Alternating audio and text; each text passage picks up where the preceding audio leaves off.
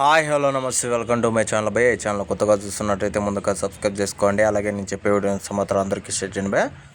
అయితే ఈరోజు మన టాపిక్ వచ్చేసి అక్కడ అమ్మాయి ఇక్కడ అబ్బాయి రివ్యూ అయితే చెప్పబోతున్నాను భయ్య.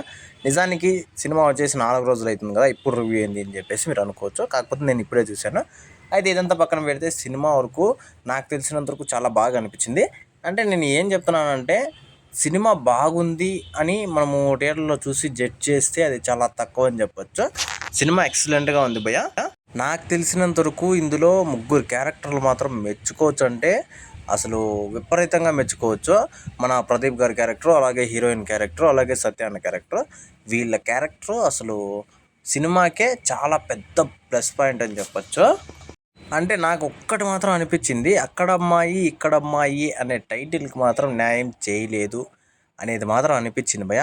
నిజంగా అంటే మనం అప్పుడు పవన్ కళ్యాణ్ గారి సినిమా చూసాము. ఆ సినిమా అసలు ఒక ఊపు ఊపిందని చెప్పొచ్చు ఆ టైంలో. అంటే ఆ లవ్ స్టోరీ కావచ్చు ఏదైనా కానీ అది ఒక ఊపు ఊపిందని చెప్పొచ్చు. నాకు తెలిసి ఆ సినిమా అంత అయితే లేదు, అంటే ఆ టైటిల్కి అయితే న్యాయం చేయలేదని మాత్రం అనిపించింది.